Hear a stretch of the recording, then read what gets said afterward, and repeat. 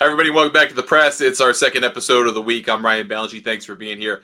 Today, we're going to go over the remaining events of the week that are outside of the PGA Tour scope of things. So, nothing about Pebble Beach in this episode. We're going to talk about the LPGA Hilton Grand Vacations Tournament of Champions. We're going to talk about the Bapco Energy's Bahrain Championship on the DP World Tour. We'll have picks for the Panama Championship on the Korn Ferry Tour, as well as a couple thoughts on the International Series in India, making its debut there on the Asian Tour. We've got some exciting news as part of today's show. We now have the LPGA database available for our members at golfnewsnet.com. So in addition to our PGA Tour database, we now have an LPGA database. Really excited about it. Labor of love. It's a 3-year database, so going back to 2022, and that's because that's when they started keeping track of strokes gained numbers through KPMG Performance Insights. So we grabbed those, we married those up to results database, put it all together for you, and now we have that available at golfnewsnet.com for our members. There are some limitations to it. KPMG doesn't keep track of non-member performance, so if you're an amateur or if you're a foreign-born player, not an LPGA member, they don't give you data for those tournaments when you're not a member. So there's a little limitation there to it, but for the vast majority of the data, 95% of it, you've got strokes gained and finish data and all of that good stuff. And we're starting to do modeling around it. So we did our first ever model around the LPGA this week. And we're going to talk about that in this episode. We're going to leave with that. Then we'll do picks for the other 3 events. We'll do a little preview of the DP World Tour event as well. So let's get into everything about the LPGA's season opener. This is the Hilton Grand Vacations Tournament of Champions. It's played in the Orlando area at Lake Nona Golf and Country Club. It's par 72. That graphic is off. It is not 6,972 yards. It's about 500 yards shorter than that. Mistype on my part. It's a $2 million purse, $300,000 to the winner. Last couple of years have been sub $2 million, like $1.5 million, or $225 to the winner. And they bumped it up this year, which has been nice. And then 500 Race to the CME Globe points to the winner. We have a 32-player field here this week at Lake Nona. You have to have won in the last 2 seasons on the LPGA to qualify for this thing. And if you recognize what's happened in the last couple of years between Lydia Ko and Nelly Korda just hoovering up trophies left and right, then you realize there aren't that many spots to win, right? And there are a number of players who skip this because they don't want to either come stateside, maybe they're overseas and they want to stay in Korea or Australia or whatever. But a number of players do come over here, and a bunch of the players who are from America obviously play. So it's a 72-hole, no-cut event, which is a great thing for the players. They're guaranteed to get paid. 32 players, not that many players to beat, which is another nice facet of this. There is a Pro-Am component to this, but it's not a traditional Pro-Am. It's a celebrity amateur tournament, and that's played under its own rules, its own field, but the players are interspersed together, the celebrities and the professionals, although they're playing totally separately. The amateurs are playing under a modified Stableford scoring system. Player with the highest points wins.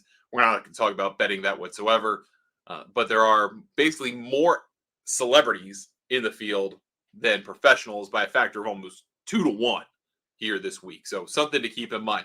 You've got to pay attention to that because there's going to be pairings around that. Pros are going to be paired with amateurs each day.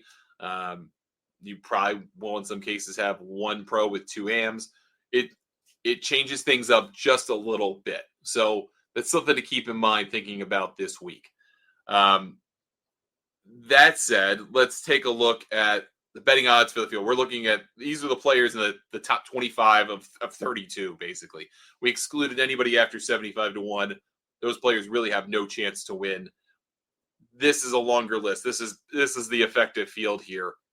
You look at Nelly Korda plus 375, coming off of a year when she won 7 times. I mean, she's won a lot of golf tournaments in the last couple of years. And if you look at players in the history of the LPGA who have won at least 6 times in a year in the modern era, so going back like 40, 50 years, the next year, basically the average win total for those players is like 4. So you would expect Nelly to win a bunch of trophies again this year. That's not going to go anywhere. She did a great job toward the tail end of the year, kind of recovering things of her season. So I expect her to get off to a good start here. This is a golf course in Lake Nona. I've played it probably 3 or 4 times now. It's a golf course that's a little tight off the tee if you're not used to Florida golf, but it is relatively wide open. The really important thing to me about this golf course is getting the ball out there as far as you can. And Lydia Ko obviously kind of flies in the face of that. She's done well here, but Brooke Henderson does not. Who has won here as well. Putting the ball out there comfortably in the fairway opens up a lot of things about this golf course. It makes it a kind of pitch and putt. And if you can make this place a pitch and putt, the greens are the challenge here. Lots of tiers, lots of kind of green within greens, areas you've got to be able to hit. So for Henderson, being able to get a wedge in hand with a driver in play really set her up to do well. Lydia Ko doesn't need distance. She's just a great iron player. So you've got to be able to be precise with your irons. I think finding your best way to be as precise as you can, leaving the shortest distance possible, is the ideal path here. Hayram Rue had a great year last year, 12-1. Ayaka Furue, 14-1 with Celine Boutier and Rio Takeda. Rio won in Japan toward the end of the season, or won to take up membership. So we don't have a lot of strokes gain data about her. We kind of had to approximate using not the KPMG system, but rather using what they have for round by round data and put it all together. But she comes out pretty high in the model. You'll see Henderson's 15-1, Jin Young 15-1, coming off of a not so great year. Rose Zhang's 22-1, Hannah Green, Megan Kang, Minji Lee, all 25-1. Minji Lee has gone to the broomstick, so we've been told. So that'll be very interesting to see. She's been working with in the offseason. She putts historically very badly. It's ball striking that gets her wins. If that starts to work for her, watch out. Might be an interesting number at 25. Angel Yin's 25-1. Lauren Coughlin coming off a 2-win season, 35-1. Now lives in Florida full time. Makes it kind of interesting. Hugh Kim, 40. Your 45s, Allison Corpuz, Amy Yang. Amy Yang's kind of interesting anywhere. Ashley Buhai, 45-1, I think is worth a thought. Alim Kim, I actually like quite a bit this week. I didn't put her in my picks, 55-1, but I do like her chances here. I love Patty T. She has been bet down. She was in like the 70 to 81 range. She's been bet down to 60. Leona McGuire's in there as well, trying to have a comeback season. Yuka Sasso, 60-1. I think some people are going to be on her. Parajiana Rukarn is 70-1, and then I included Alexa Pano here because I want her at 75-1. Last year I had her in this tournament like 120-1. She almost got there. Would have been a heck of a win. She likes this golf course, likes playing Florida golf. I think it's worth looking at. Obviously, her putting is her downside, and that's what really forces her to model out not so well most weeks. But if she does putt well and she hits the ball pretty well, she's got a chance here. I think it's worth looking at. All right, let's look at our first ever model here for the LPGA. This is it. There's not going to be a whole lot of shockers in here, I'm going to be honest with you.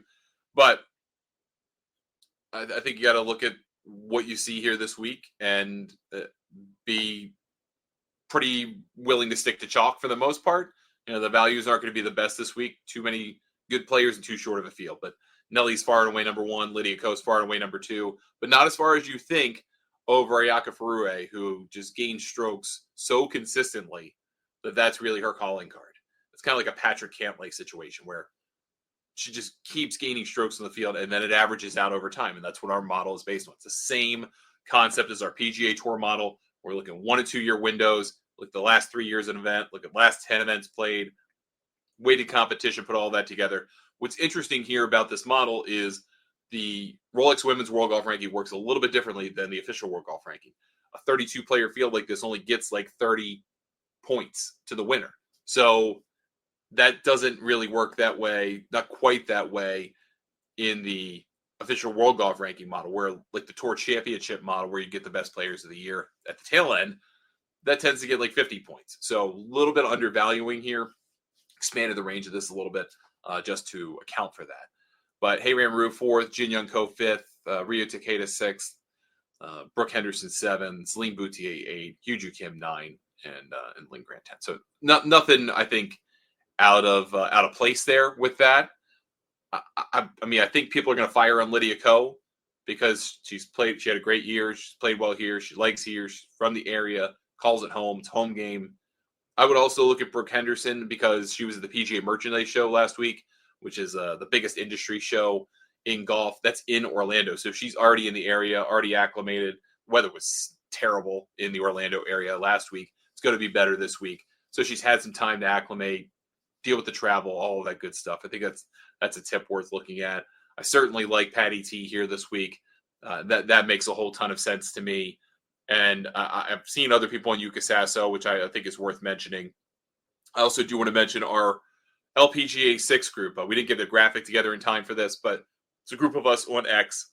Follow me at Ryan Ballinger. You can follow the whole group. I retweet our group picks each week. So we're going to do picks around a player. It's kind of a short favorite, a player it's a mid favorite, player that's a little longer shot, and a player we like for a top 10. So for me this week, I went not totally off base here, I don't think.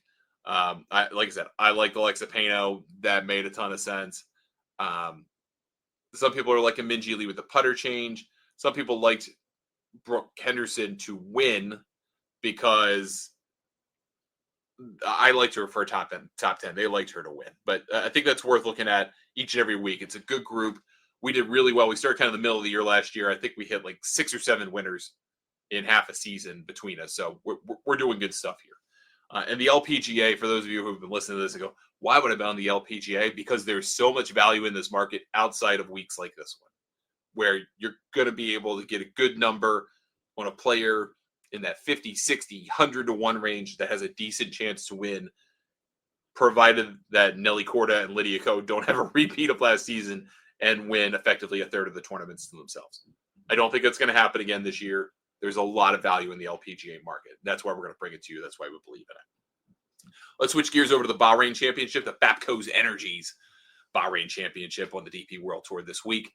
This is the next event in their run through the Middle East. They had their run in the UAE, where they played Dubai, and then in Ras Al Khaimah. Now we are in Bahrain, in the Kingdom of Bahrain, which actually just hosted, I'm a big darts fan, they just hosted the PDC, one of their Masters tournaments, which is a fun kind of event of basically demonstration darts, exhibition darts with some prize money attached. But Royal Golf Club hosts within the Kingdom of Bahrain. It's a par 72 golf course, 7,302 yards. We're just going to roll through picks here for the next couple of events because we don't do modeling for the DP World Tour, and we're going to handle it a little bit more express style now that we've got all this kind of stuff up for the TV side. For this week, I like 3 players in particular. I like Laurie Cantor at 20 to 1, David Puig and Patrick Reed, both live players, current live players, are higher up on the board. I like David Puig. I think he's a great player. I think he has a very decent opportunity to crack into the top 75 in the world this year if he can get access to the major championships. He's a talent. He can play, but I don't like that number.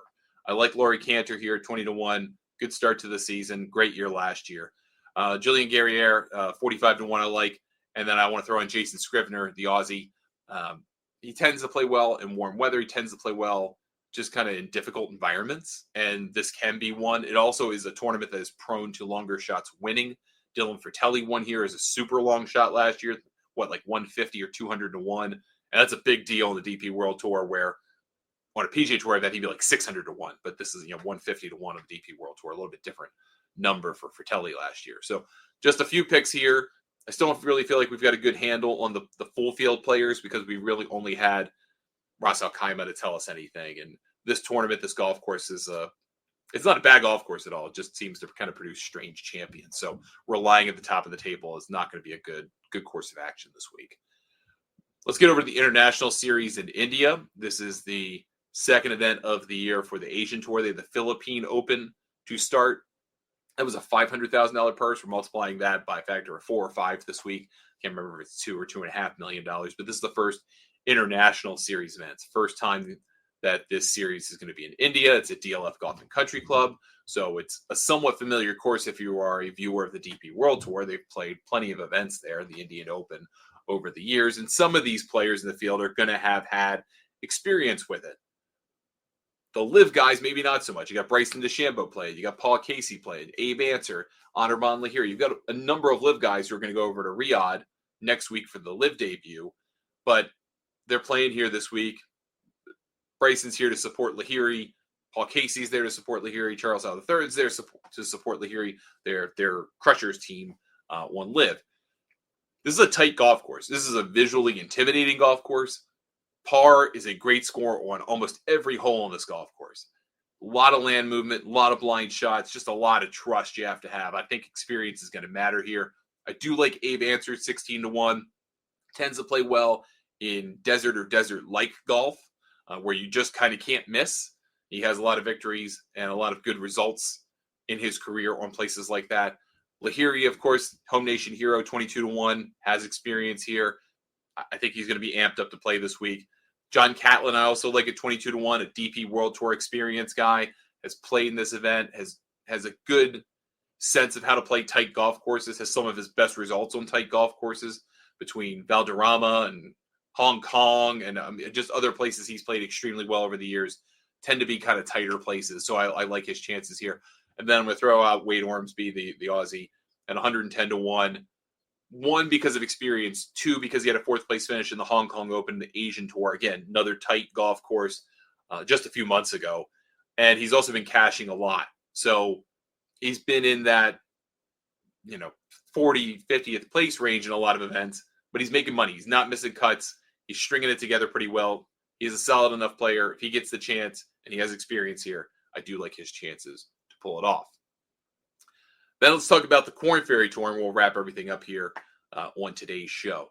So, Panama Championship is the first event of a string of events in Central and South America. You've got Panama, Colombia, back-to-back, 2 weeks off, come back, play the Argentine Open, and then in Chile, and then they're going to come back to the United States at the end of March, beginning of April, to start that run of the schedule. But this string of 4 events is really important on this schedule. You may or may not know we do a show about this called The Road to French Lick, where we chronicle the Korn Ferry Tour. This is a big week for a lot of players. A lot of travel involved. You've got to line everything up. To a degree, you have to have some experience, I think, or just a lot of stamina. So you're either young or old, somewhere in there. And you've played 2 events so far this year, Sunday to Wednesday affairs. They've been in the Bahamas. They haven't necessarily told us a whole lot. If you look at the top 5 in the point standings, you've got Hank Lebioda. You've got basically a complete unknown in the guy who won in Baco. You've got Russell Knox, who is a PGA Tour veteran. You've got S.H. Kim, who lost the playoff to Lebioda at Atlantis. It's kind of a mismatch so far. So we don't really know what we have here. I like Christo Lamprecht a lot. I think he's figuring it out. I've seen some good stuff. Seen some signs to believe him at 28-1. Austin Hitz played pretty well, 35-1. I think is worth a look. And I'm going to throw in a veteran presence here, Fabian Gomez, just trying to figure a guy who's wily, who can get his way around. It's not that long of a golf course. If the scoring turns away from 15, 16, 20 under, which typically scoring here can be very difficult in this golf course, I like someone with experience rather than someone who is used to making a lot of birdies and eagles because they're younger, and that's the kind of setups that they tend to play. So I think that's everything for the week. Again, I as we try to figure out how we're going to do these shows that are outside the scope of the PGA Tour preview, we're going to try and lean into the LPGA as much as possible, do the modeling for it. We'll talk about every single major tour as much as we can this year. We'll talk about LIV. Obviously, we talked about the DP World Tour here. The Asian Tour will probably not be most weeks. International Series events where you have decent field, we'll include them. Korn Ferry Tour will certainly include. Champions Tour is an interesting betting experience because it's really a form of arbitrage in a lot of cases. Most years where you have 4 or 5 players who just kind of pass around trophies and top finishes, and you try to bet pretty much all of them and just see if you get odds bet good enough, you could probably just come out ahead based on them, and then you get the occasional long shot winner. So we'll talk about that a little bit more. They're heading to Morocco next, and we'll talk about them on the show as well. If you have any questions, get a hold of me, Ryan at thegolfnewsnet.com. I'm on social media at Ryan Ballinger. You can join Golf Newsnet for $40 a year, $60 for 2 years, or $80 for 3 years. And this is the last week to do it. We're ending it after this week over at golfnewsnet.com. Then we'll still offer the 1, 2, and 3 year pricing, but the discounts will not be nearly as good as they were for the fall special. So take advantage of that. Get on the PGA modeling. Get on the new LPGA modeling. You're going to make money in that market if you pay enough attention, and you will be very happy to have spent that little amount of money to get those kinds of insights. Back next week with more shows. We'll get ready for the Phoenix Open, which is a huge betting week. We'll spend a lot of time with that. Obviously, we'll do a whole show on that, and then we'll kick into everything else as it goes along. I'm Ryan Ballingy. Thanks so much for watching or listening to the show, and we will talk to you next week on the press.